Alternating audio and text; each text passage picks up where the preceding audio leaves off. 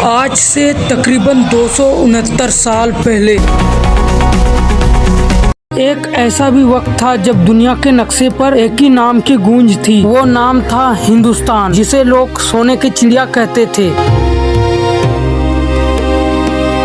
ये महज एक मुल्क नहीं था, ये दुनिया के सबसे समृद्ध अर्थव्यवस्थाओं में से एक था। कई आर्थिक इतिहासकारों के अनुसार 18वीं सदी के शुरुआत तक विश्व अर्थव्यवस्थाओं में हिंदुस्तान का योगदान अत्यंत महत्वपूर्ण था। मसाले, रेशम और वो मलमल जो हवा में उड़ जाए। यूरोप के व्यापारी अपने जान को जोखिम में डालकर 7 समुद्र पार करके इसलिए नहीं आते थे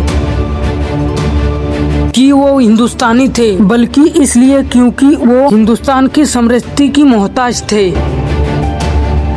लेकिन एक शिकारी जब शिकार पर नजर रखता है तो वो सीधे हमला नहीं करता, वो पहले जाल बिछाता है। और हिंदुस्तान अपने ही दौलत के नशे में बेखबर था। वो मोड़ जिसने दुनिया को तहजीब सिखाए, वो एक दिन उन्हीं ताजिरों की अधीन हो गया जो कभी व्यापार की इजाजत मांगने आए थे। ये कहानी सिर्फ एक हार की नहीं है, ये कहानी उस दिमाग की है जिसने एक विशाल साम्राज्य को अंदर से खोखला कर दिया, क्योंकि दुश्मन बाहर से कम और अपने ही घर के फूट के जरिए अंदर ज्यादा आया था।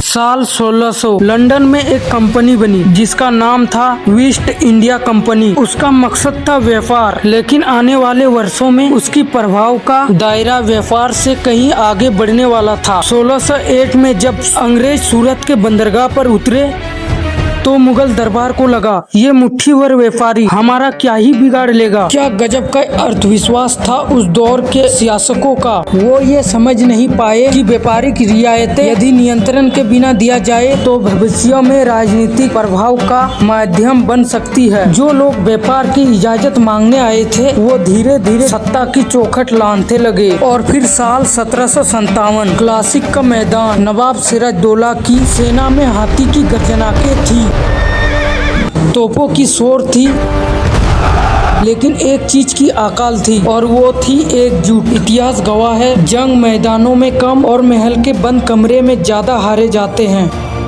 रॉबर्ट क्लाइव ने राजनीतिक स्वतंत्रों और मीर जाफर जैसी राज्य के कुछ नाराज लोगों के जरिए ये जीत हासिल की। उस दिन सिर्फ नवाब नहीं हारे थे, बल्कि हिंदुस्तान में एक कंपनी के बढ़ते प्रभाव का एक नया अध्याय शुरू हुआ था। और फिर 1765 के दीवानी ने उस प्रक्रिया को और मजबूत कर दिया। एक विदेशी कंपनी सिर्फ एक व्यापारी नहीं रही, बल्कि विशाल क्षेत्रों की आर्थिक व्यवस्था को नियंत्रण करने लगी थी। जो मिट्टी कभी समृद्धि का प्रतीक थी, उसके संसाधन अब विदेशी हितों की पूर्ति में लगाए जाने लगे। अंग्रेजों ने सिर्फ सियासत नहीं किया, बल्कि उन्होंने भारत की आर्थिक संरचना को भी प्रभावित किया।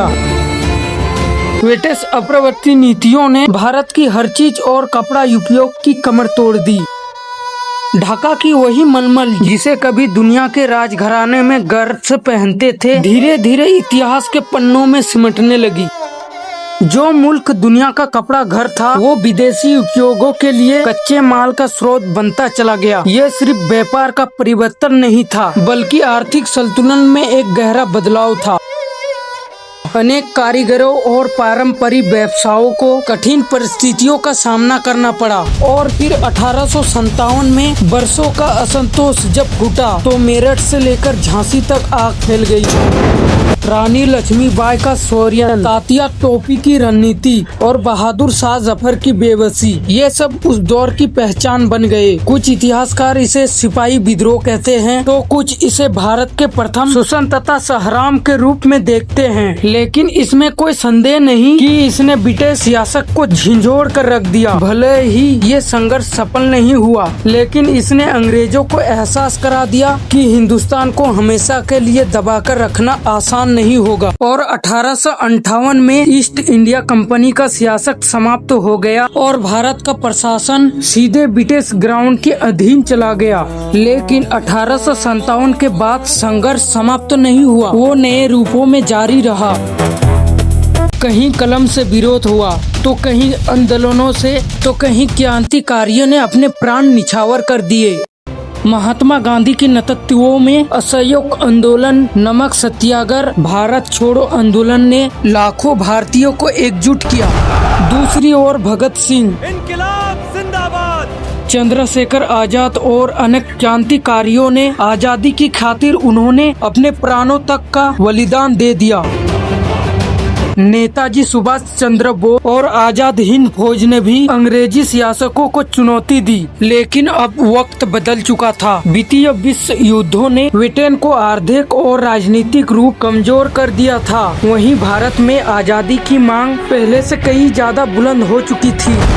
सदियों की गुलामी, बरसों के आंदोलनों और असंख्य बलिदानों के बाद 15 अगस्त 1947 को भारत ने आजादी का सूरज उगते देखा। सुख सुख चैन की बरखा बरसे, भारत भाग है जा। तो सवाल वही है, हम गुलाम कैसे बने? क्या अंग्रेज संघर्षहीन और शक्तिशाली थे? हाँ, लेकिन हमारी आर्थिक कमजोरियों ने उनके लिए रास्ते आसान कर दिए। जब शासक आपसी संघर्षों में उलझे रहे, तब विदेशी ताकतों को यहाँ अपने जड़े जमाने का अवसर मिल गया।